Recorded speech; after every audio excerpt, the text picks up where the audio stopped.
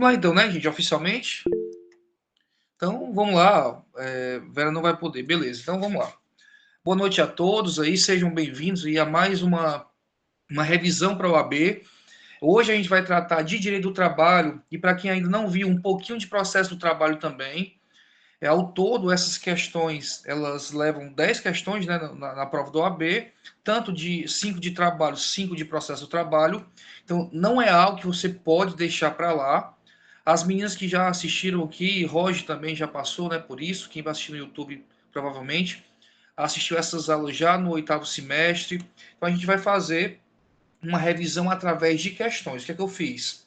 Eu peguei as últimas provas da FGV, não só da OAB, mas da FGV, para entender um pouco melhor a banca, do que ela estava cobrando em relação a direito do trabalho. Então, eu separei aqui alguns temas, gente, para a gente poder revisar. Então, eu vou trazer a questão, o nosso esquema vai ser o seguinte, eu vou trazer a questão, a gente vai dar uma lida na questão, a gente conversa sobre esse tema e aí sim a gente resolve essa questão. E a gente consegue ampliar aqui o leque de assuntos, porque, salvo me engano, eu trouxe 6 questões de direito do trabalho. Mas ao todo eu queria falar aqui uns 10 temas só de direito do trabalho, uns 10 temas só de processo do trabalho, para que a gente, né, explore o máximo possível de conteúdos, focando, claro, pensando que no domingo agora vai cair aqui 5 desses temas para vocês, certo? Claro que é bom, né, quem prestou bem atenção nas aulas de direito do trabalho, quem assistiu depois aí também direito coletivo do trabalho, do professor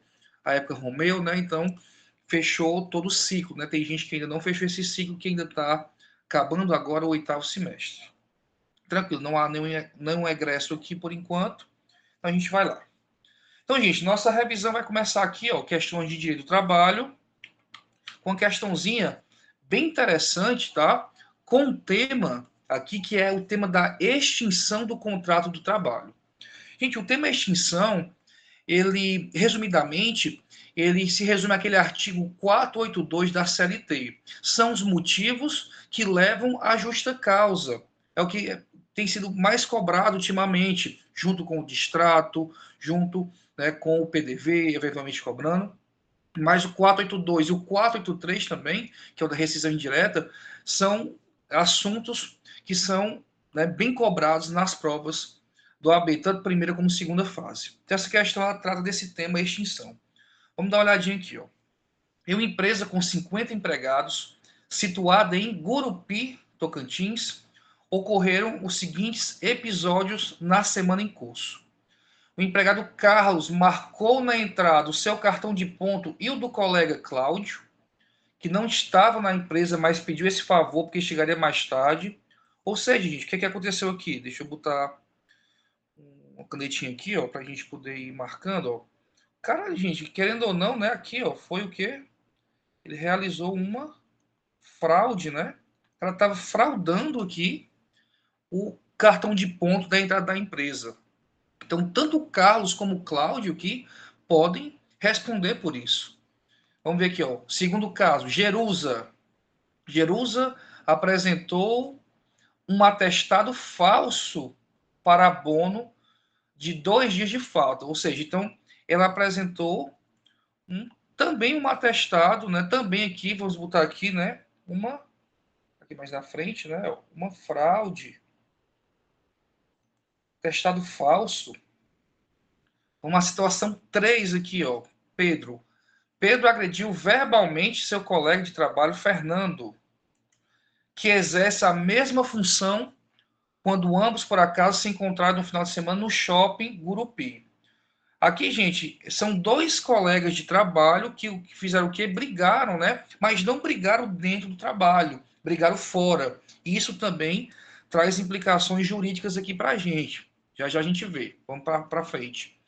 Luísa foi flagrada fumando cigarro, malgrado saber que na empresa é proibido fumar, em razão dos materiais inflamáveis que lá existem, já tendo sido advertida e suspensa outras vezes pelo mesmo motivo. Então, aqui, gente, ela foi o quê? Indisciplinada, né? E a gente tem aqui 2 formas, né? A gente pode ter a indisciplina e a insubordinação. Nesse caso aqui, como é uma norma geral, ela foi o quê? Indisciplinada. Então, vou botar aqui, ó. Deixa eu só trocar aqui a caneta. Ela foi indisciplinada. Professor, qual a diferença mesmo da indisciplina? Travou aqui. Da indisciplina e da. Cadê, meu Deus? Só um minuto aqui. Caneta. Tá aqui. Ficou amarelo, gente, mas tá certo. Eu ia botar aqui a palavrinha indisciplina. Indisciplina. Qual a diferença da indisciplina para insubordinação? Na indisciplina, eu desrespeito uma norma geral, por exemplo, proibido fumar. Não é uma norma específica para que você, né, fraude, né, você recuse. É uma norma geral. Ninguém pode fazer isso dentro da empresa. A insubordinação é quando você desrespeita uma ordem direta emitida pelo seu chefe. Então, imagine aqui que Roger emitiu uma ordem e a Cíntia disse: não, eu não vou fazer, eu me recuso. Cíntia foi insubordinada, certo? Ela desrespeitou uma ordem direta. Então, aqui houve a indisciplina. Beleza. Quando a gente for ver aqui as alternativas, ele vai perguntar, gente, qual delas aqui, quais os casos que são dispensados por justa causa. E a gente vai ter que saber aqui, então, o artigo 482, para de fato, aqui, a gente entender é ou não é justa causa. Vamos então para o nosso primeiro caso aqui. Deixa eu pegar aqui o mouse direitinho, pronto. Marca texto. 482. Constitui justa causa para rescisão do contrato.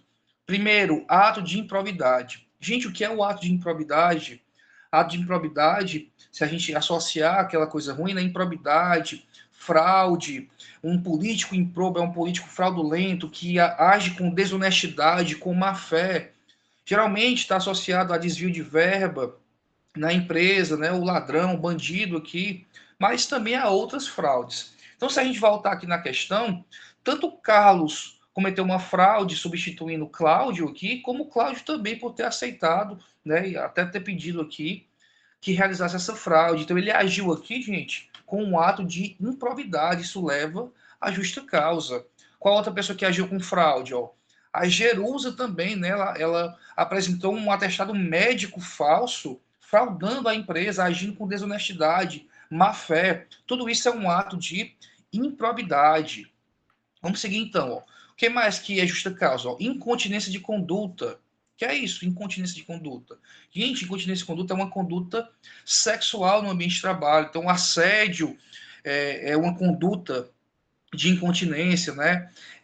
Então, mensagens aí, assistir vídeos pornográficos também seria incontinência de conduta, praticar sexo no local de trabalho. Então, tudo isso é, né, incontinência de conduta. Tudo isso se abordaria aqui dentro de incontinência de conduta.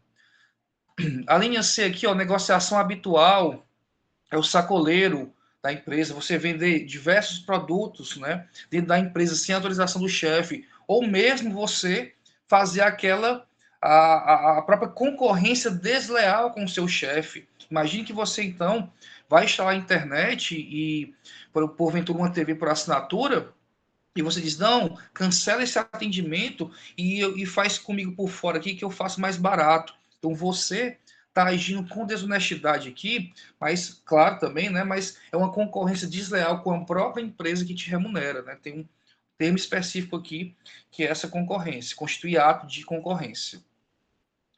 Na linha, aqui eu vou revisando, gente. Se você precisar ter alguma dúvida, você me fala, tá? Que a gente vai parando e vai voltando aqui caso você tenha dúvida aqui. Na D aqui, ó, condenação criminal do empregado passado em julgado, que é o transitado de julgado, caso não tenha havido suspensão da execução da pena. É o famoso caso do goleiro Bruno, né, que a gente já viu isso em aula também. Enquanto não há um trânsito julgado daquela decisão, há apenas a suspensão do contrato, não há demissão. Aí, quando essa condenação é transitada e há, então, de fato, essa prisão, aí sim há a demissão por justa causa. Temos outros aqui, a desídio, né, o preguiçoso, o vagabundo, desleixado, escorado. Tudo isso é a desídia, não é uma única prática, né, mas várias práticas reiteradas, o cara é meio lesado no trabalho. Todo mundo conhece alguém que é um pouco desidioso aí, que trabalha, sempre tem, rapaz, aquele cara é lesado, escorado, vagabundo, pronto, é o desidioso. Se tem alguém desse dentro da sua empresa, é um motivo para justa causa. Só que não é só uma única vez. O cara veio mal um dia, estava meio aéreo. Não, é uma conduta reiterada. Você vai aplicando faltas, você vai aplicando aí, né, suspensões, se for o caso, advertências, e aí sim, esse cara, né, eu tenho um conjunto de provas aqui para demonstrar, caso ele entre na justiça, que ele é desidioso. Embriaguez habitual em serviço aqui também, a gente lembrando que a embriaguez habitual ela é uma doença reconhecida pela OMS. Então, hoje, a gente não demite mais por embriaguez habitual, mas sim aquela em serviço, aquela que o cara já chega lá, né, com cheiro de álcool, com comportamento alterado. Em serviço, sim, essa embriaguez habitual, ela não, tá? Temos também aqui, ó, violação do segredo da empresa. Tudo isso aqui, gente, é dentro do 482, tá? Vamos voltar aqui para a questão. Aqui é a questão de Pedro agredir verbalmente seu colega de trabalho, Fernando. Gente, agredir colega do trabalho leva a justa causa? A gente tem alguma linha, para a gente ser mais objetivo aqui agora, para isso? Nós temos aqui, gente, a linha J e a linha K. O que é a linha J e a linha K fala? Que você cometeu um ato lesivo à honra ou à boa fama da empresa, ou mesmo violência física, aqui, ó, que é ofensas físicas, dentro do trabalho, você pode ser demitido.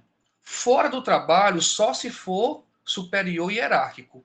Então, no caso da questão aqui, ele traz que Pedro e Fernando são colegas de trabalho, não exercem a mesma função, não é o chefe dele. Então, gente, se ele brigar dentro da empresa, gera justa causa. Se ele brigar fora da empresa, não gera nada. Então, isso aqui não é motivo para justa causa. Agora, se a questão trouxesse que Pedro agrediu verbalmente seu chefe fora do serviço, o chefe tanto faz dentro ou fora da empresa. Você não pode, né, agredir o seu chefe, brigar com o seu chefe, atentar contra a honra da boa fama o seu chefe, que está expressamente aqui, ó, na linha J e K, mais especificamente aqui do chefe, né, na CAL. Ato lesivo da honra da boa fama ou ofensas físicas praticadas contra o empregador e superiores hierárquicos.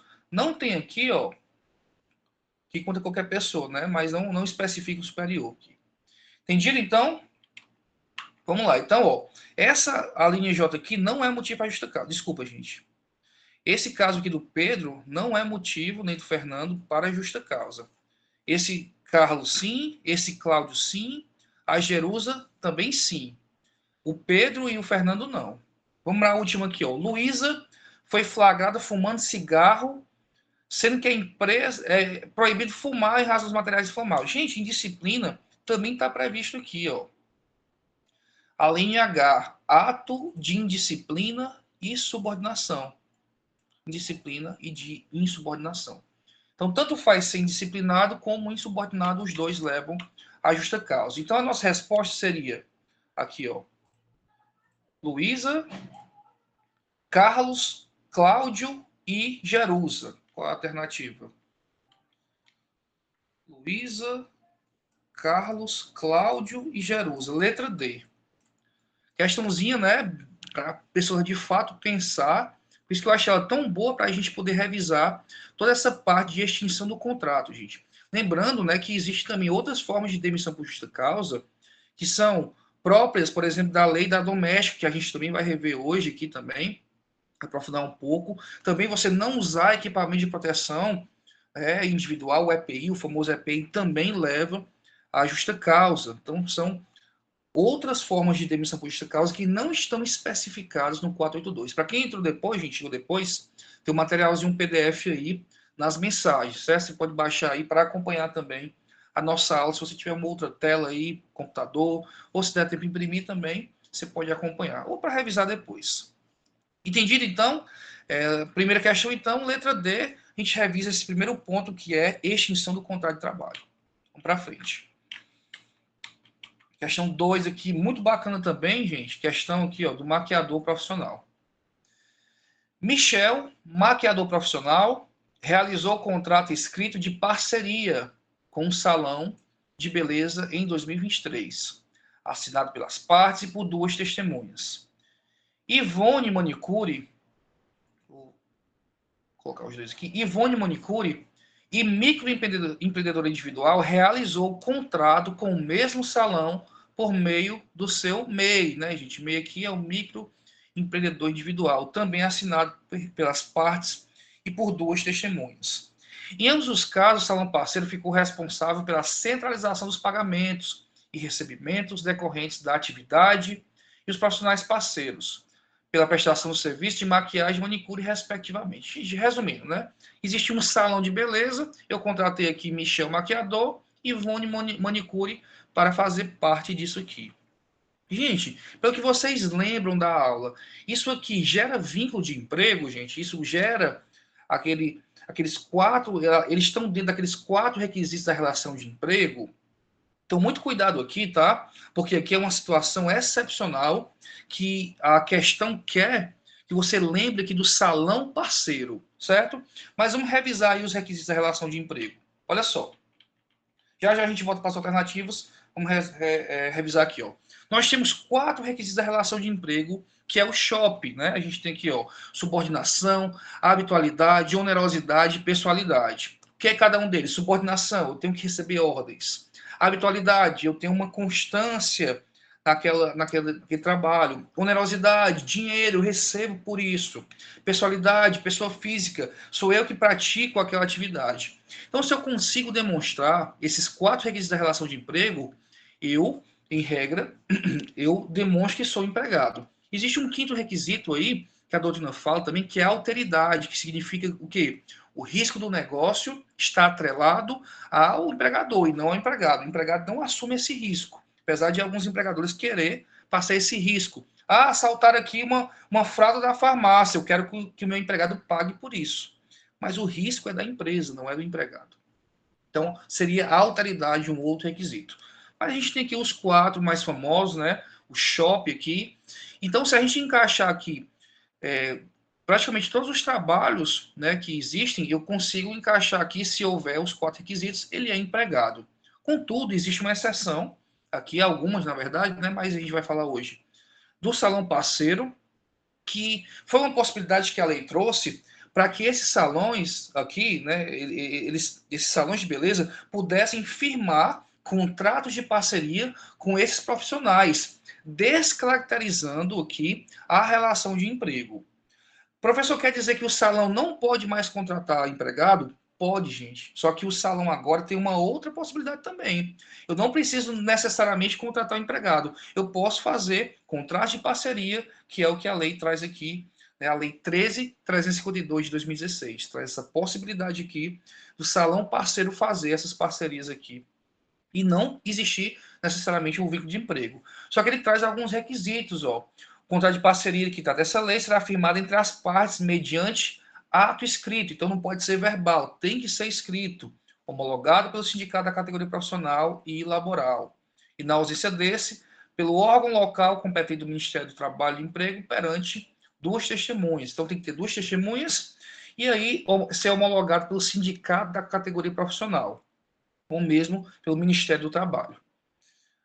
Parágrafo 9 aqui fala que o profissional parceiro, mesmo que inscrito como pessoa jurídica, será assistido pelo sindicato de categoria profissional. Ou seja, mesmo que você seja MEI, mesmo que você tenha um CNPJ, nesse caso aqui você poderia ser assistido, acompanhado aqui pelo sindicato. Não haveria problema nenhum, certo? Então, basicamente o que traz aqui a lei 13.352. Gente, ó, tenta lembrar dessas profissões aqui, ó. Cabeleireiro, barbeiro, esteticista, manicure, pedicure, depilador, maquiador. Essas pessoas que compõem geralmente um salão. Então, todas elas podem ter esse contrato de parceria. Show? Massa, né? Então, vamos voltar lá para as alternativas.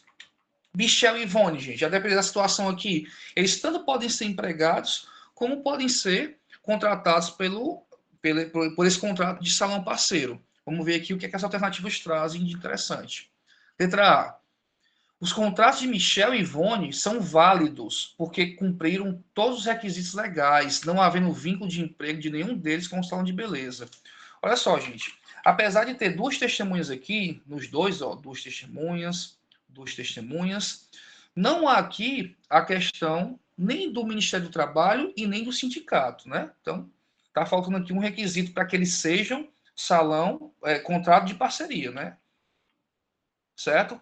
B. Ivone manteve um contrato nulo, porque a lei que trata do salão parceiro somente admite contratação de profissional com pessoa física e não com pessoa jurídica. Não traz esse finalzinho aqui. Pode ser pessoa física, pode ser pessoa jurídica, né? Eu vou contratar um profissional parceiro.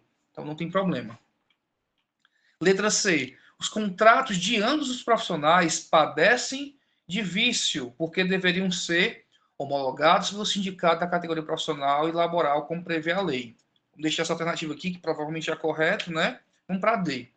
Michel não poderia ser contratado como pessoa física, devendo obrigatoriamente realizar, não existe esse obrigatoriamente, realizar a abertura de uma pessoa jurídica. Então, gente, de fato aqui, para atender os requisitos da lei, eu posso fazer esse contrato de parceria, né, do profissional parceiro aqui, mas eu preciso que ele seja ou homologado pelo sindicato, ou que ele seja homologado, esteja na presença dos testemunhas e o Ministério do Trabalho. Então, falta aqui esse requisito no nosso caso concreto. Então, essa questão é boa para a gente relembrar, de fato, essa questão do profissional parceiro, né, do salão parceiro aqui, desse contrato de parceria, que ele não é, né, um empregado seletista, né?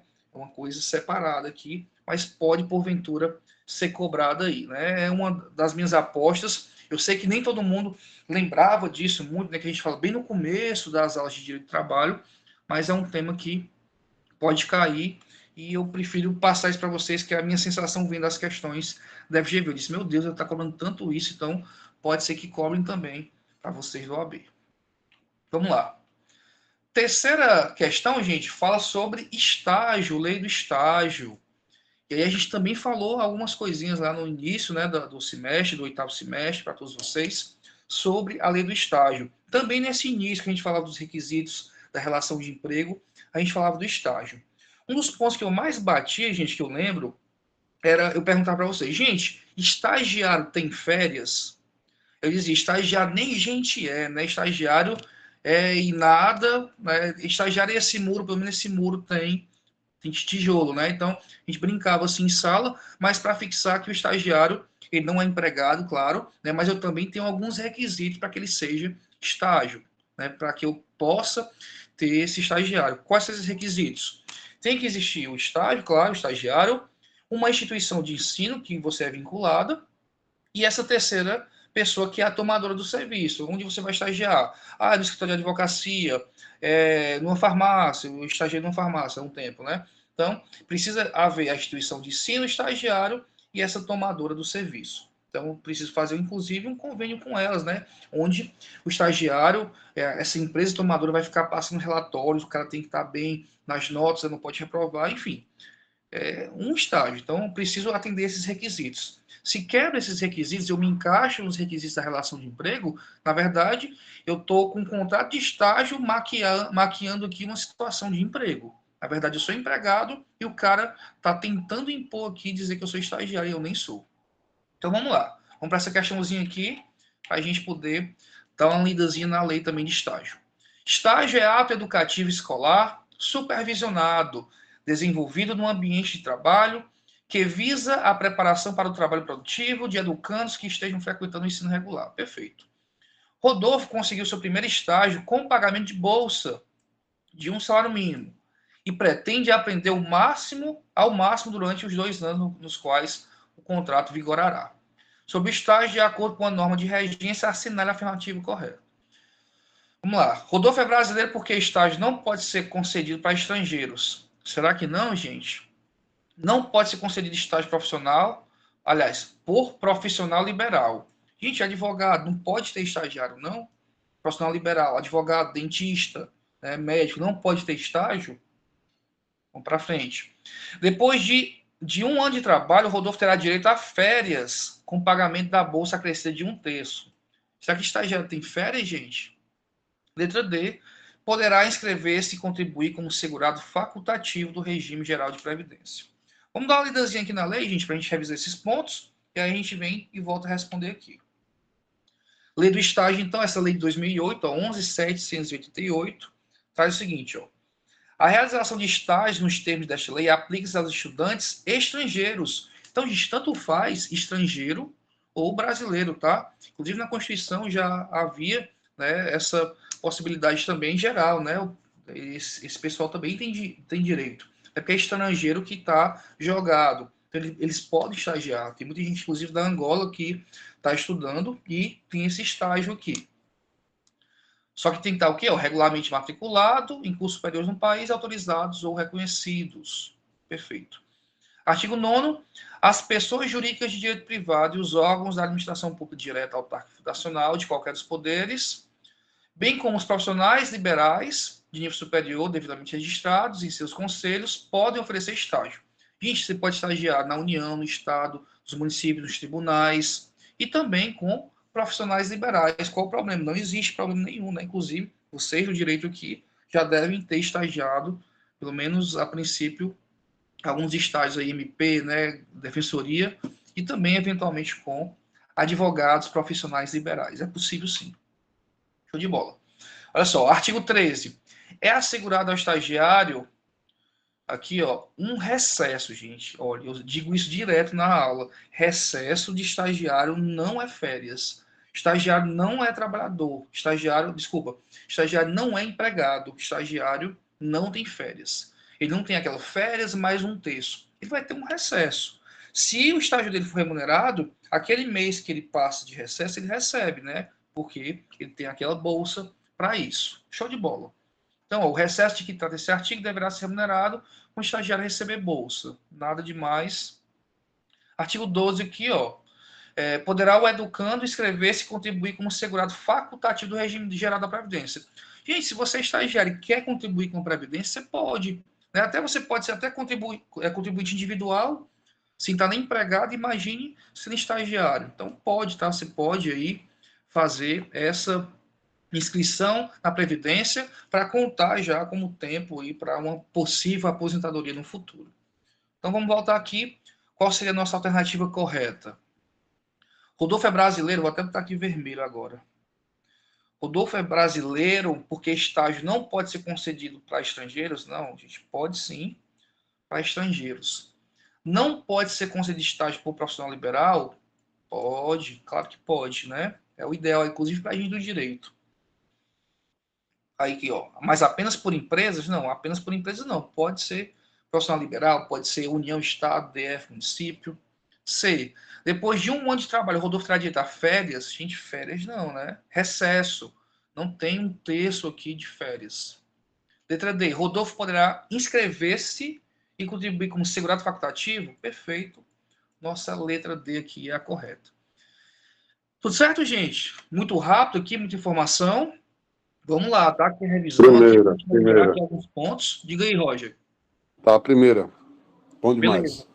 Eu vou passar tentar falar em cada alternativa, né, para a gente poder explorar o máximo possível. Porque, às vezes, gente, a gente analisando a questão, a gente acaba, né, deixando algumas por exclusão, a gente tira por ser tão absurdas. Essa aqui das férias aqui, quem lembra das aulas e dizer, não, férias, estagiário não tem. A gente batia muito nesse ponto, né? Beleza.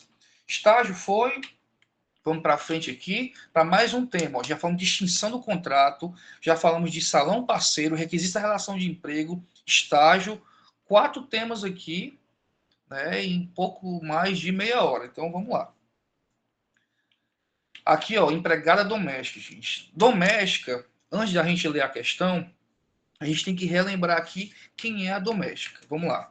Doméstica, gente, existe uma lei, né? Por muito tempo o pessoal pensava, meu Deus, o que é doméstico? Será que eu tenho a contratação de um empregado doméstico? Será que é um diarista? Será que não é um diarista?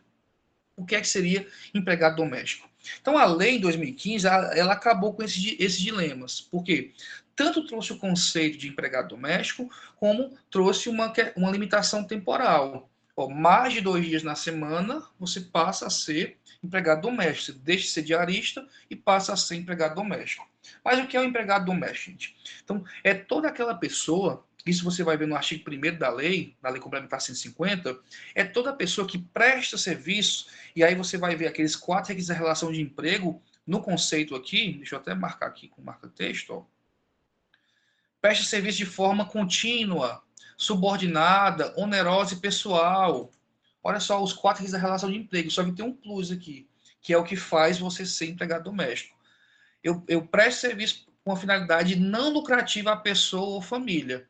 Ou seja, não é uma empresa que eu forneço o meu serviço, é para uma família.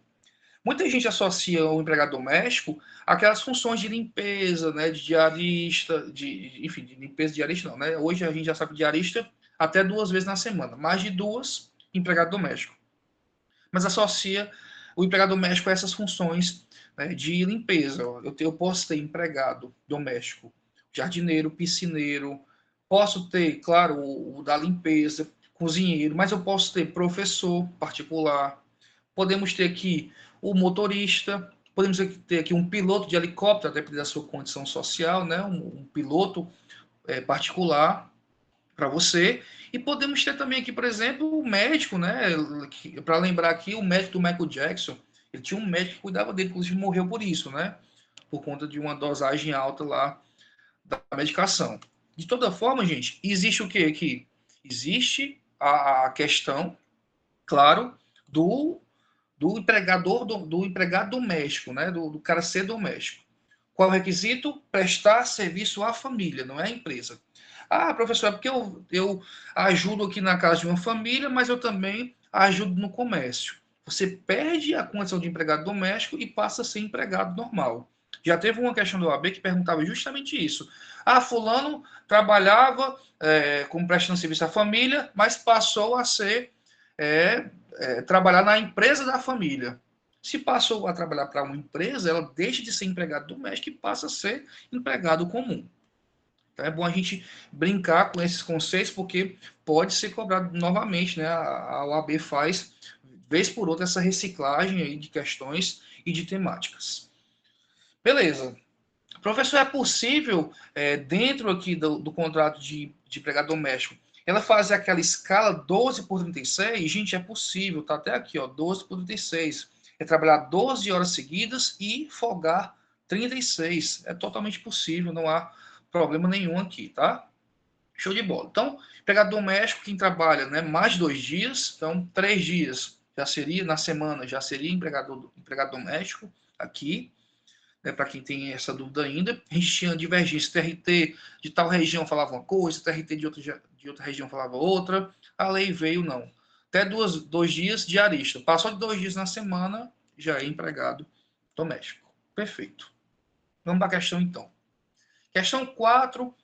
Elcilene trabalha como empregada doméstica na casa de Márcia desde outubro de 2021. Por ser conveniente para ambas, Elcilene reside no próprio imóvel. Olha que massa. No próprio imóvel, na parte dos fundos. Gente, ela é empregada doméstica e também dorme na residência, né? O contrato dela traz a possibilidade dela dormir na própria casa, para não ter que se deslocar. Tem um quarto lá, o quarto da empregada. No início do contrato, as partes estabeleceram por escrito que o horário de trabalho seria de 12 por 36. Ou seja, 12 horas trabalhando, 36 de descanso. Nas férias, aqui ó, de 2021 para 2022, Márcia pediu que Elcilene saísse da residência durante as férias, para dar espaço à pessoa que a substituiria durante os 30 dias. E aí, gente, é possível? Se o meu contrato estabelece que eu sou empregado doméstico e eu fico na residência, nas minhas férias eu tenho que sair obrigatoriamente. Se no meu descanso eu posso ficar na casa, nas minhas férias eu tenho que sair. E se ela não tiver dinheiro suficiente para isso? E se ela só visitar a família durante 10 dias e quiser ficar os outros 20 descansando no quarto dela? O que vocês acham? Tá certo a empregadora aqui impedir a Elcilene para sair ou não? Então vamos lá. Considerando a situação apresentada e a norma de regência, assinale a afirmativa correta. Aqui eu ia passar mais a lei, né? Mas vamos logo para as alternativas. Letra A.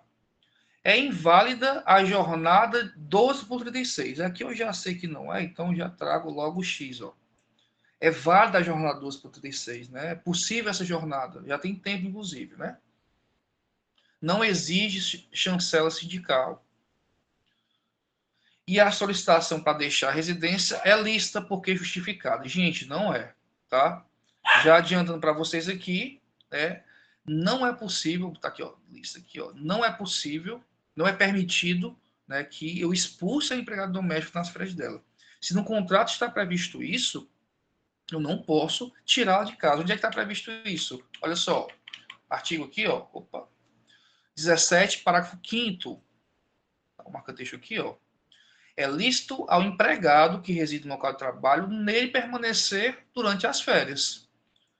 Ora, se eu já trabalho aqui, já não tenho apartamento para pagar, casa para pagar, nas minhas férias eu quero ficar em casa, eu não vou poder ficar em casa, então é lícito que a lei garante que esse empregado pode permanecer nos seus aposentos. E como é que fica o empregado que está contratado para ficar aqueles 30 dias? A empregadora vai ter que dar um jeito desse contrato de 30 dias dela, desse empregado doméstico que vai substituir ela, e já faz o contrato sem a necessidade, né, de estar dentro do apartamento, né, faz a escala e vai embora, se for o caso. Eu não sei como ela vai se virar na prática, mas claro que tá, é uma questão prática aí para o empregador resolver. O empregado tem o direito dele de ficar lá, é o Silene aqui na questão, de ficar lá no apartamento, lá no quarto dela durante as férias. Eu disse que a lei da empregada doméstica traz, né, outros motivos para justa causa. Olha só para a gente concluir aqui, ó. Submissão a maus tratos de idoso, de enfermo, de pessoa com deficiência ou de criança gera justa causa. Então, você que é empregado doméstico e você maltrata idoso, você maltrata enfermo, doentes, né, enfermo doente ou pessoas com deficiência, isso é um motivo para justa causa. Não está lá no rol do 482, mas é uma coisa extra aqui trazida pela lei 150, complementar 150. Vamos lá, passar. B. É lícito que Elcilene permaneça no local de trabalho durante as férias. E a jornada 12 por 36 é válida. Perfeito. Letra B aqui é a correta. Tanto a Elcilene fica, como a jornada também é possível. Letra C. Pela lei, a Elcilene não pode permanecer durante as férias. Vou botar aqui vermelho. Claro que pode. Não poderia ser feito para acordo individual. Não há aqui nenhuma restrição. D. A jornada 12 por 36 é válida, mas Márcia deverá pagar como extra aquela que ultrapassar a oitava diária. Gente, não tem isso, tá? Na jornada 12 por 36, ela é uma jornada especial, a gente estudou também isso já na graduação, né, durante o curso. Existe a jornada tradicional de 8 horas diárias semanais. Essa sim, né, garante aquela hora extra do que ultrapassar a oitava. Mas na escala 12 por 36, há uma compensação. Inclusive, isso gera um outro debate aqui para um tema que me lembrei agora, que são as horas extras. Gente, hora extra tem um banco de horas lá, fixado na lei. Esse banco, a gente pode ter 3 formas de compensação. A compensação simples, que ela é feita até o mês seguinte. De forma verbal, inclusive, ela pode ser feita. Eu fiquei essa semana 2 horas a mais, eu quero compensar na semana que vem. Totalmente possível, né? A compensação simples. Tem um banco de horas de 6 meses. Para que exista esse banco de horas, essa compensação ela ocorra em até 6 meses, em um semestre, precisa de um acordo escrito, no mínimo escrito. E aquele banco de horas maior, de 12 meses, de um ano, né? Eu tenho um ano para compensar. Nesse, por ser mais prejudicial ao empregado, eu preciso que haja a interferência do sindicato, certo? Então, o banco de horas também é um tema relevante, mas só para a gente passar aqui rapidamente, né? Para relembrar aqui mais alguns outros temas. Beleza, letra B, então, aqui é a correta. Vamos para frente aqui, ó, gente. Questão que envolve aqui o empregado rural, mas também envolve o tema aviso prévio. Já tem um tempinho que a OAB não cobra esse tema. Professor, você está trazendo questões muito difíceis aí, questões muito mais aprofundadas. Realmente, gente, eu estou trazendo aqui temas bem mais complicados, vamos dizer assim, mais cobrados recentemente pela FGV, porque a prova passada, quem fez a prova do 40º exame, ela não foi uma prova tão tradicional. todo semestre eu apostava, vai cair teletrabalho, vai cair teletrabalho. Finalmente caiu, né? Teletrabalho na passada. Era um tema que eu esperava já há muito tempo que fosse cobrado. E de fato caiu na primeira fase. Mas cobrou outras coisas fora da curva, como FGTS, enfim, outras coisas. Não estava uma prova difícil, mas não era uma prova tradicional, né? Com aqueles conteúdos esperados de sempre. Então vamos lá. Então, empregado rural e aviso prévio, a gente já revisa aqui um monte de coisa. Raul é pai de Dominique. Raul é empregado rural, enquanto seu filho é empregado urbano. A gente sabe que há essa diferença, inclusive há uma lei própria do rural. Por infeliz coincidência, pai e filho foram dispensados, sem justa causa, pelos seus respectivos empregadores em novembro de 2023, com a concessão de aviso prévio para ambos. Então, os dois foram demitidos, só que um é rural, um é urbano, houve aviso prévio. Considerando os fatos relatados e a norma de regência, assinar a afirmativa correta em relação à situação jurídica de Raul, quer saber do empregado rural aqui do pai. Olha só, vamos para a lei primeiro, gente. A gente tem uma diferença do aviso prévio do urbano e do aviso prévio para o rural. Quem lembra aqui do urbano sabe que você vai ter duas opções. Ou você escolhe diminuir 2 horas do seu dia todo dia em busca de um novo emprego, né? Eu não entendi, professor, por que eu tenho que fazer isso? Imagina, gente, o aviso prévio é o seguinte: olha, você vai ser demitido, nós não queremos mais você aqui, mas você vai ficar aqui mais 30 dias, mas vai depender do tempo de serviço, né? Aumenta 3 dias por cada ano trabalhado. Você vai ficar aqui mais 45 dias. Beleza. Durante esses 45 dias, como é que eu vou conseguir outro emprego se eu preciso ainda trabalhar? Se eu preciso ainda cumprir esse aviso prévio? Então, a lei trouxe uma possibilidade legal. Disse o seguinte: ó, empregado, você pode diminuir 2 horas do seu dia, todo dia, para distribuir currículo, enfim, para procurar um novo emprego. Ou você pode escolher ficar uma semana, né, 7 dias consecutivos, direto, sem trabalhar. Você escolhe. Ou fica 7 dias sem trabalhar, ou você diminui sua jornada 2 horas por dia. O que é que você escolhe? Então, você tem essa opção. Ou 2 horas, ou 7 dias consecutivos.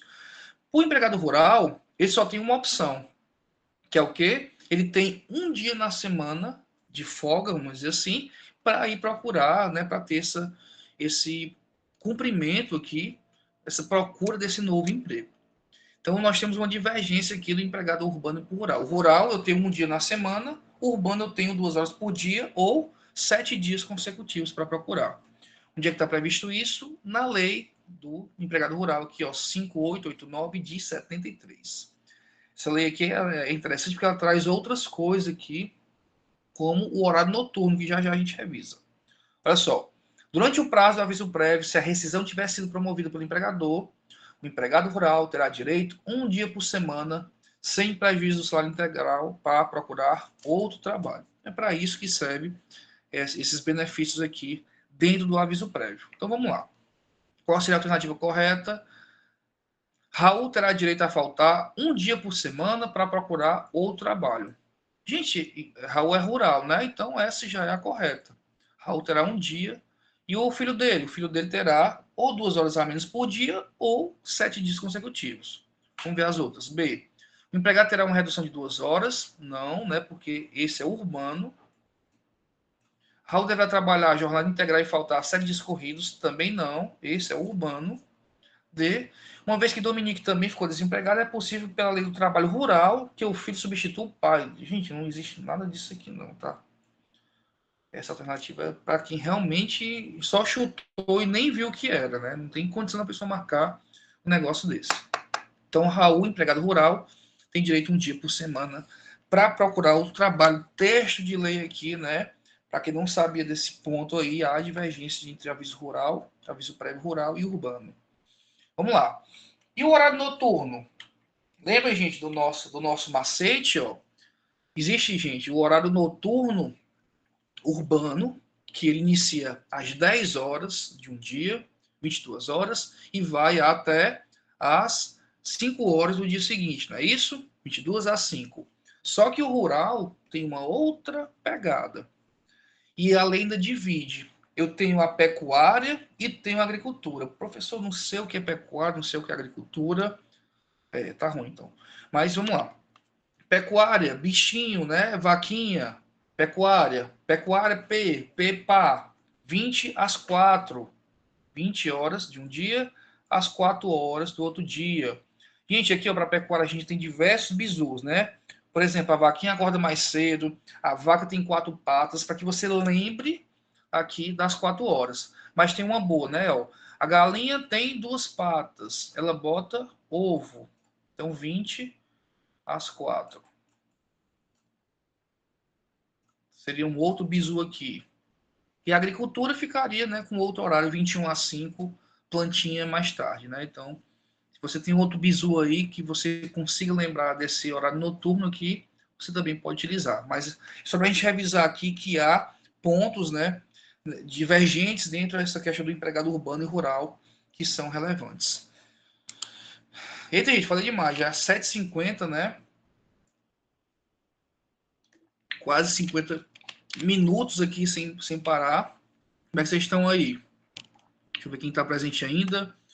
Mona Lisa, Vera, Cíntia. Vocês estão aí mesmo? Vocês estão só... De boa, de boa. E agora que eu estou vendo aqui as mensagens aqui, tá? Gabi, Vera, mesmo lei de defesa. Era da questão lá lá atrás.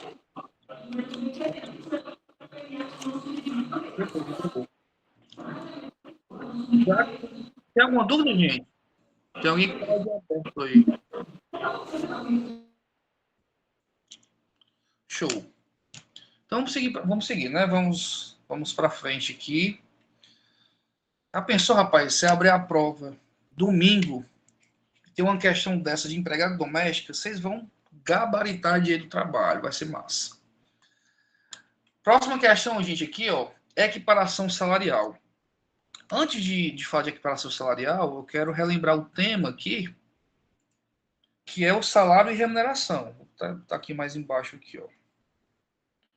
Salário e remuneração. Nós temos aqui, gente, a remuneração sendo bem maior que o salário, né? Ou seja, o salário está contido dentro da ideia de remuneração. O que eu acho que eu fiz foi com... Ficou horrível isso aqui. Peraí, vou limpar. Não tem condição, não. Vou ficar mais bonitinho aqui, ó. Amarelo também é demais. Azul.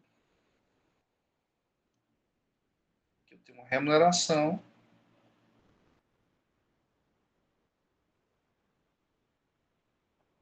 Nós temos aqui dentro o salário. Professor, mas então o salário não é igual à remuneração. Isso, não é. O salário, gente, ele é aquela contraprestação, né, pecuniária recebida aqui diretamente pelo empregador.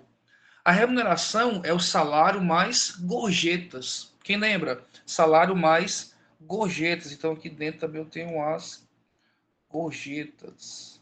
Perfeito. Mas na minha profissão não recebo gorjeta. Então, na sua profissão, salário vai ser igual à remuneração. Mas existe essa diferença conceitual. Salário é aquela parcela que é paga diretamente pelo empregador. Por quê? Porque a gorjeta ela é paga diretamente pelo cliente, né? Não é paga pelo empregador. Apesar de haver, né, claro, os 10% da nota, onde o empregador recolhe do cliente e repassa, em tese, né? A gente sabe que muitos empregadores não repassam os 10%, aqueles 10% também são gorjetas aqui consideradas para a título, né, de remuneração aqui do empregado. Tem algumas incidências aqui nas verbas trabalhistas. Quem quiser revisar esse tema, gente, no geral, tem o artigo 457 e artigo 458 da CLT. Por que é importante revisar esse tema? Porque lá ele traz... O que é salário é muito fácil, né? É o que você recebe diretamente pelo empregador. Só que a lei traz outras parcelas que não tem natureza, melhor dizendo, não tem natureza salarial. São parcelas indenizatórias. Por exemplo, a ajuda de custo. Você recebe a ajuda de custo porque eventualmente você deve ter gastado aquele valor da sua remuneração. Então você recebe uma ajuda de custo, né, que não tem natureza salarial, ela tem natureza de indenização, de pagar algo que você já gastou. Uma diária também tem o mesmo efeito, os prêmios, esses prêmios que você recebe, porventura. Então, dá uma lidazinha no 457, no 458, que vai ser importante. Tem aquela questão também, né, da faculdade, se o teu empregador paga a faculdade, né, aquela faculdade que é paga, vai incidir nas verbas salariais, você sabe que não, né, ela está fora também dessa natureza indenizatória. Por que eu sei disso? Porque está lá no 458, o ticket de alimentação também, o seguro de vida, o plano odontológico, tudo isso está fora da natureza salarial. Houve uma questão, uma vez, inclusive, que falava justamente disso, do seguro de vida. Seguro de vida tem, falava assim a questão. O seguro de vida é salário-utilidade, perfeito. Mas o termo salário-utilidade significa que ele não tem natureza de prestação, né? É uma natureza indenizatória. Então, infelizmente, quem marcou lá que era salário, errou aquela questão da OAB naquele ano. Beleza. Passando para frente aqui, dentro do tema salário e remuneração, nós temos a ideia da equiparação salarial. Que é isso? Quer dizer que você trabalha aí num local, mas, Jesus, equiparação salarial. Imagina aqui que você trabalha num local, você tem uma função de, vamos estar aqui, de atendente de balcão. Você ganha um salário mínimo. Até aqui, você ganha, só, gente, especulação, tá? Você ganha aqui 1.402.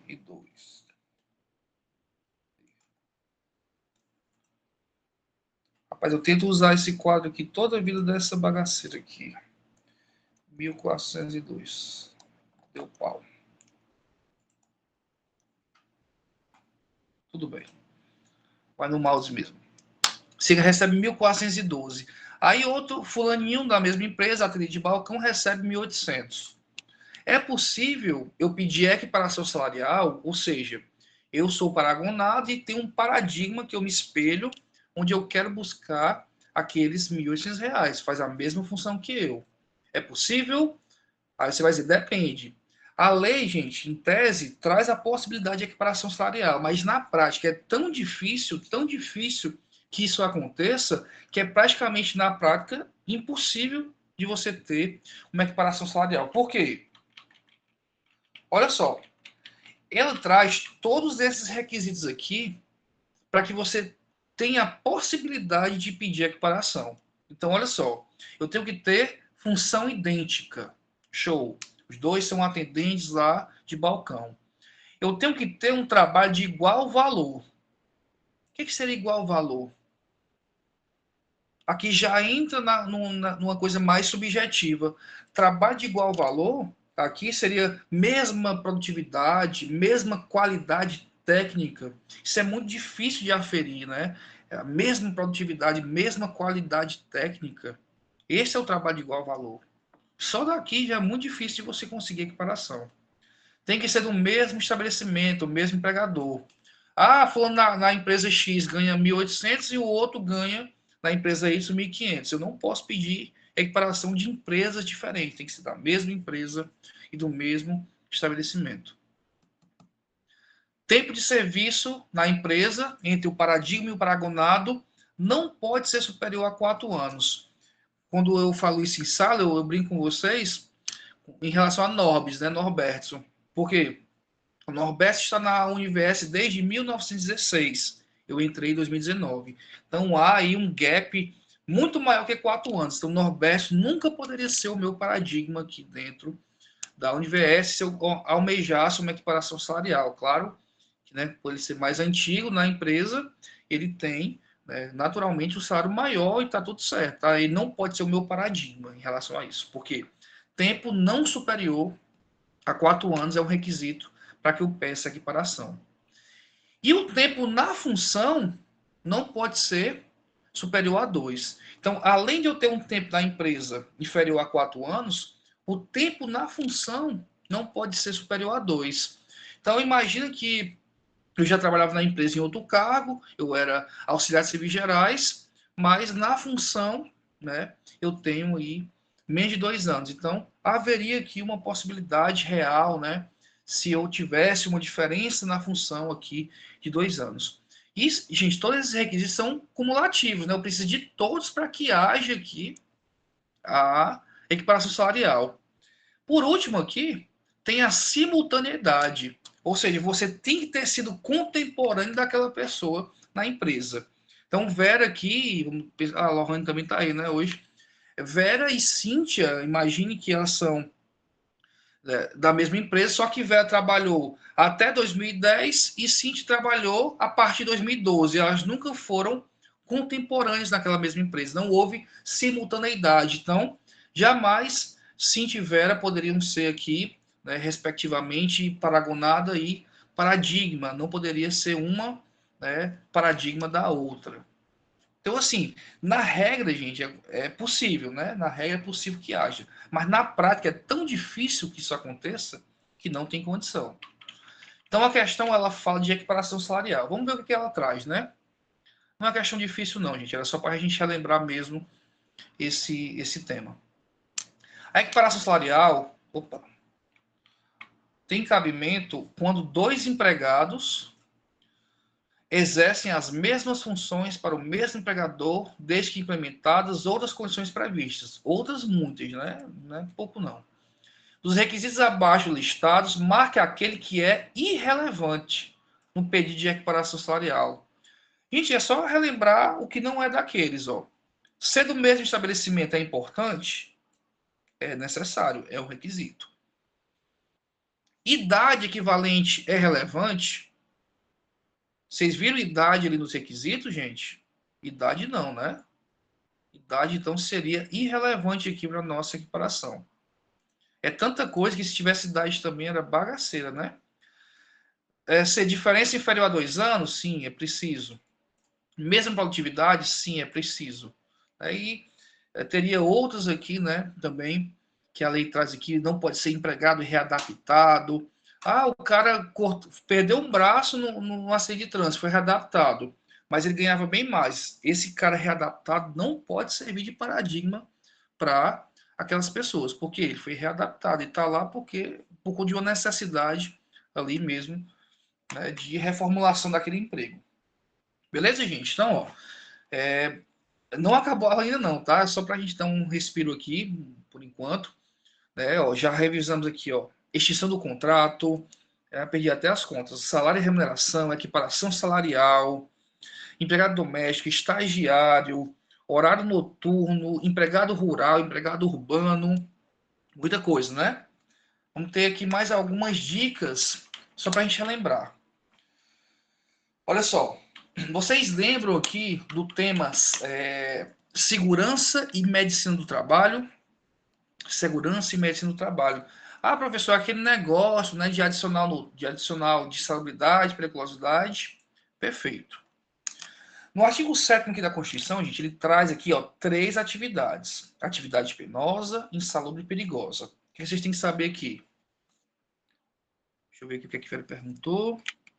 Questão do empregado rural e urbano. Se der tempo, poderia repetir. Vixe, Vera, repetir não vai dar tempo não, viu? Não vai dar tempo não, mas vai ficar o material aí para você baixar, tá? Porque já foi um tempinho aí de aula, ainda tem muita coisa para falar. Ainda tem a parte de processo do trabalho ainda, que a gente ainda vai entrar. Infelizmente não vai dar tempo. Mas você pode... vou tentar deixar gravado aqui, vou ver se vai prestar a gravação, porque eu queria que fosse no YouTube, né? Mas já que não foi permitido, eu estou fazendo por aqui, porque no YouTube ficaria já lá disponível para todo mundo. Vamos lá. Então, nós temos aqui, previsto na Constituição, 3 adicionais. Deixa eu só botar aqui para gelar um pouquinho. Tá quente. Só, gente, que desses 3 adicionais, só 2 eles foram regulamentados, que é o de periculosidade e o de insalubridade. O que eu preciso saber aqui? Eu preciso saber que os valores, né? É o mais importante aqui. Alguém lembra do valor aí, ó? Adicional de insalubridade. Insalubridade. posso nem dizer que vai valer ponto, né? Porque não estou tendo mais aula com vocês. Ó, a gente vai ter 10%, 20% e 40%. Opa, e 40%. Ficou feio demais.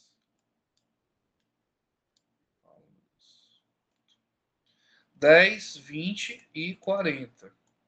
Do que? Do salário mínimo, né, gente? Essa é a nossa base de cálculo aí. 10, 20, 40 da nossa base de cálculo aí, que é o salário mínimo. E o de periculosidade, gente? Alguém lembra aí o valor? Periculosidade. Tá mais fácil, é só um. Olha aí, Vera acertou aí. 30%. Isso aí. Então a gente tem dois adicionais previstos aqui: periculosidade e estabilidade. Gente, ambos aqui precisam de perícia, né? Alguns já estão estabelecidos na lei, não tem nem o que discutir. A gente vai ver isso aqui ainda já já. Beleza. Tem alguma novidade aqui? Tem o de periculosidade. Professor, não lembro mais o que é insalubridade e periculosidade. Relembra aí. Gente, insalubridade. Existe um agente nocivo que vai matando aos poucos. Exemplo, você trabalha do lado de de um local com grande ruído. Aquele ruído é tão alto que aos poucos você vai ficando surdo, né? Não é de uma vez, é aos poucos. Você vai inalando ali, por exemplo, um pó de uma brita, um agente químico, e aquilo vai te matando aos poucos. Isso é a insalubridade, certo? Por isso que o adicional vai variando de 10, 20, 40, que a depender do nível dessa exposição, ele pode ser maior ou menor. Já a periculosidade, aquele agente nocivo pode te matar de uma vez só. A gente dava até o exemplo, né, do esposo e da esposa, que era insalubre e perigoso, né? A tua esposa ou teu esposo pode te matar de uma vez. É perigoso uma pessoa dessa, né? E a insalubridade é aquela que vai aos poucos, né, enchendo o saco, conversando, né, discutindo relação, aquela coisa toda, e vai enchendo o saco no geral. Beleza. Periculosidade. Quais são as condições? Ó? Onde é que eu vejo isso? Lá no artigo 193 da CLT. Veja bem, gente, olha só isso aqui. Se eu tiver. Isso é tão fácil, mas como é uma lembrança que a gente precisa ter, né? Vamos lá. Inflamáveis, gente. Eu trabalho no posto de gasolina. Aquela gasolina, ela pode explodir a qualquer momento e todo mundo morrer? Pode. Então, é uma situação de periculosidade. Explosivos. O cara é vigia de uma loja, de uma fábrica de explosivos, o exemplo aqui. Pô, pode morrer a qualquer momento. Passou 30 anos, nunca aconteceu nada, mas pode morrer a qualquer momento. Desde que haja aqui, né, um problema. Energia elétrica aqui relacionada à alta tensão. A gente vai fazer um trabalho no 10º semestre, em processo de trabalho, que a gente vai trazer alguns casos concretos, né, processos. Aquele pessoal da BrisaNet que trabalha perto do fio de alta tensão, recebe periculosidade ou não? Se trabalha perto, né, ou corre o risco de sofrer algum choque na alta tensão, recebe periculosidade. A segurança patrimonial também, a segurança armada, geralmente, né? A gente traz aqui a questão do vigilante, tá, gente? Vigilante. O cara que trabalha com motocicleta também está expressamente previsto. Trabalhou com motocicleta, tem direito à periculosidade. Por quê? É uma atividade perigosa, pode cair e morrer a qualquer momento, né? É um dos maiores acidentes de trânsito, né? As maiores mortes ocorrem por conta da motocicleta. Então, isso foi incluído na nossa CLT. Trabalhou com motocicleta, gera periculosidade. E a novidade? A novidade é isso aqui, gente. É o agente de trânsito aqui que foi incluído na lei 14, pela lei 14.684 de 2023. Olha só. Quem trabalha com colisões, atropelamentos ou outras espécies de acidentes, né, ou violência nas atividades profissionais dos agentes das autoridades de trânsito, recebe periculosidade. Quem me vem à mente, para poder ilustrar aqui para vocês? Imagina, gente, você tá viajando na estrada e aquela estrada está sendo reformada e tem um carinha lá com aquela placa, pare, siga. Gente, se o cara desrespeitar aquilo ali, o cara passa por cima, não é verdade? Então, a lei entendeu que essa função aqui, né, de agentes das autoridades de trânsito, aqui, ó, quem trabalha aqui, ó, com outras espécies aqui, também, de atropelamento, colisões, né? O cara tá lá para, enfim, né, organizar o trânsito ali diante de um acidente que aconteceu. Então, aquele cara está correndo risco para a lei. Então, ele também receberia aqui uma periculosidade. A lei vai deixar bem clara, né? Vai trazer se ela cobrar isso, ela vai trazer aqui, né? Vai falar de colisões, atropelamentos, vai tentar trazer aqui o mais próximo do texto da lei. Então, a novidade legislativa, isso pode ser cobrado para vocês. Por isso a gente está relembrando aqui hoje. Tá bom? O que mais aqui então que a gente tem? Esse temazinho aqui foi espinhoso para alguns, né, gente? Que é o tema estabilidade. Estabilidade de emprego, estabilidade ou garantia de emprego. Que é um resumo bem simples para a gente, né? Para a gente só relembrar mesmo. O que é estabilidade, gente? São, né, prerrogativas, direitos dados aos empregados, evitando que haja o quê? A demissão dessa galera. Quem? Dirigente sindical. Qual o nosso principal exemplo aqui de dirigente sindical? O Lula, né? O Lula foi dirigente sindical a vida toda. Então, dirigente sindical, Lula, imagina ele aqui, não pode ser demitido. Mas quem é o dirigente sindical? É aquela pessoa, gente, que vai dirigir o sindicato, que participa de uma eleição e ganha, a sua chapa ganha, e enfim ele vai, né, participar lá ativamente dessas discussões com o sindicato, ele vai cobrar o empregador melhores condições de trabalho, melhor tudo. Então, vai ser chato, né? Vai cobrar sempre a empresa, então a lei resolveu dar a esse camarada aqui uma estabilidade. Quem mais tem estabilidade? Empregada gestante. Olha só. Por quê? Porque tanto quem lembra do estudo, né? Lembra aqui que a gente tem um capítulo só da mulher, né? Como a mulher foi, né, foi necessária essa preservação de alguns direitos, está escrito lá, porque havia essa divergência. Então, a gestante foi um ganho aqui também, né? Incluir isso na legislação para que não haja uma demissão. Só porque a mulher está grávida, vixe, vai engravidar, vai ter que cuidar da criança, vai faltar o trabalho, então vou ter que demitir. Não. Ela tem uma estabilidade de quando? Da concepção até 5 meses após o parto. Professor, eu já li que na lei fala da confirmação. Realmente, se caísse letra da lei, confirmação você colocaria correto. Mas a gente entende que é da concepção até 5 meses após o parto. Esse é o período de estabilidade. Ela não pode ser demitida desde a concepção da gravidez até 5 meses após o parto. Então, vai dar tempo para a criança nascer, vai dar tempo de cuidar 5 meses da criança. Quando ela voltar, aí sim é que ela poderia ser demitida, tá? Só depois de 5 meses após o parto, que é o período que acaba a sua estabilidade. Temos aí também um membro da CIPA. Houve algumas alterações recentes aí. Quem resolveu a questão da OAB ultimamente, né, caiu sempre caiu uma CIPA, ou caía gestante, ou caía dirigente. Teve prova que cobrou os dois aí. Então, é um tema que a FGV gosta, não sei porquê, mas ela gosta bastante. A CIPA aqui, gente, ela difere tanto porque é o seguinte, vamos lá, só para não confundir. Somente quem é indicado pelos empregados é que tem a estabilidade da CIPA. Ou seja, a CIPA ela é uma comissão interna de prevenção de acidentes e assédios. Ela é uma comissão que é criada aqui para as empresas que têm mais, pelas empresas que têm mais de 20 funcionários. Beleza, criar a CIPA, vou nomear um presidente. O presidente é indicado pelo empregador. Esse presidente, ele tem estabilidade? Você vai dizer que não. Quem tem estabilidade na CIPA é o cara que é indicado pelo empregado, que nesse caso aqui, nosso exemplo, vai ser o vice-presidente. Então, se cair na prova, presidente tem estabilidade? Não, porque o presidente é indicado pelo empregador. O vice-presidente tem estabilidade? Esse sim, esse é indicado pelo empregado.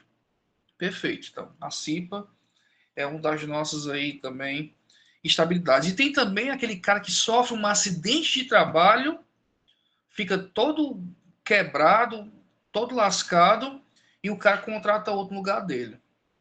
Ele volta, né, passou um tempo lá recebendo auxílio doença, volta, e aí, como é que fica a situação dele?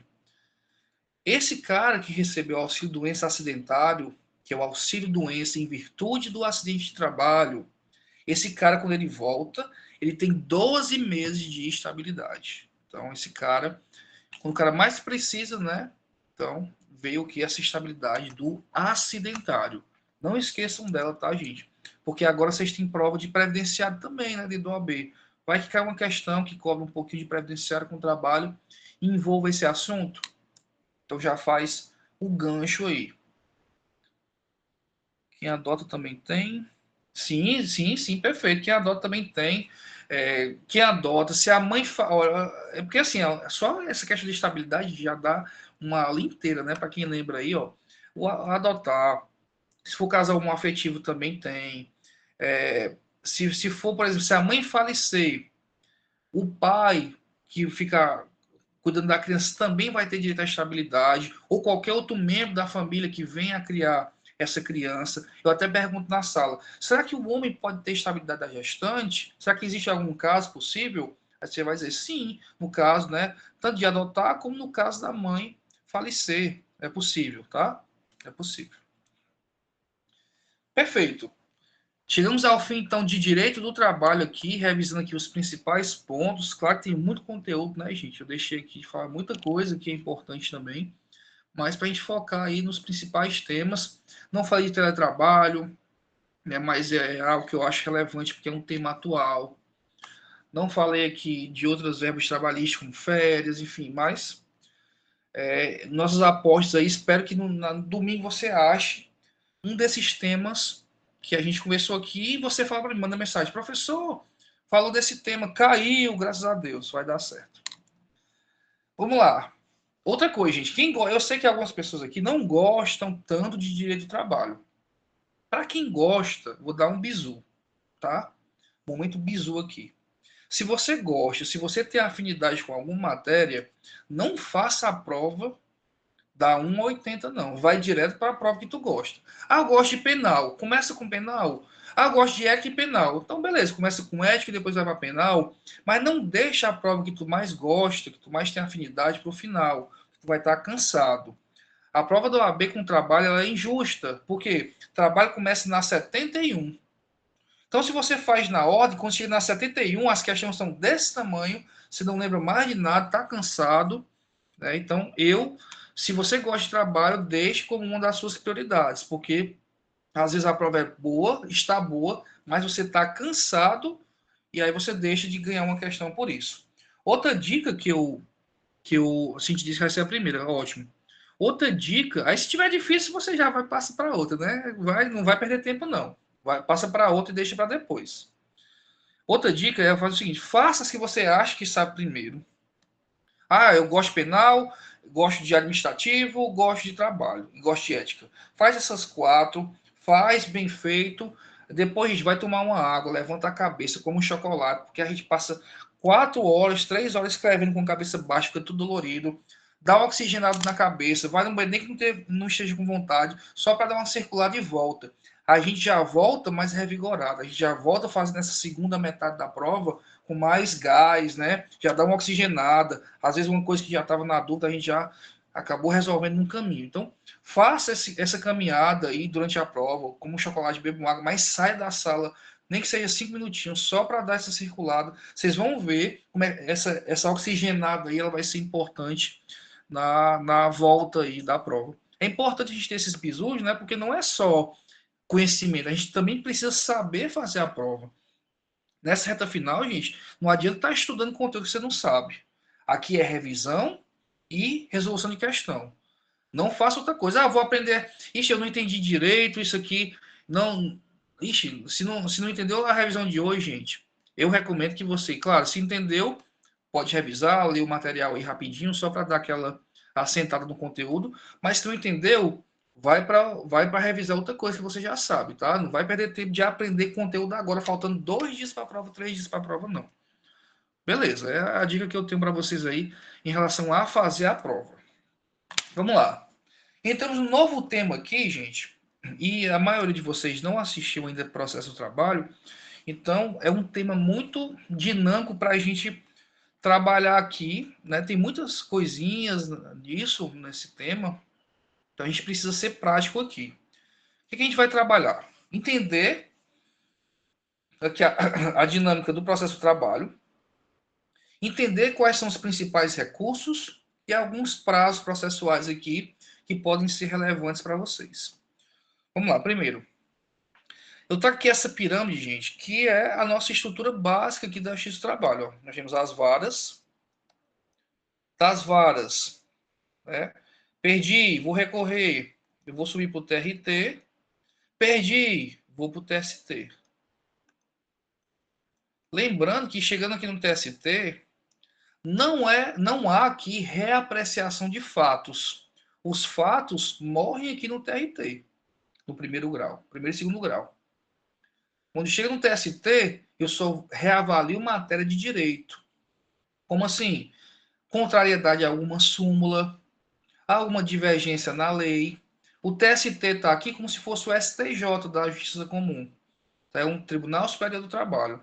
E se ainda continuar alguma pendência e ofender a Constituição, eu vou lá para o STF, né? Que já está fora da estrutura da Justiça do Trabalho. Então, nós temos varas do trabalho, o Juiz do Trabalho, TRT, TST e, por último, o STF. Como é que fica, então, a dinâmica aqui para a gente poder...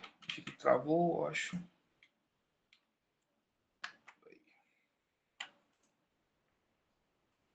Coisa boa. E vocês estão vendo essa tela aqui no de vocês? Que eu estou falando aqui? Que eu estava desenhando aqui, nem sei se está aparecendo para vocês aí, não. Tá aparecendo. Tá.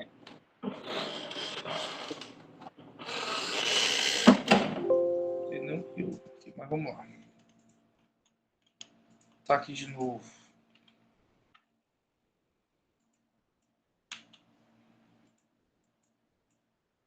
Travou foi tudo aqui, viu?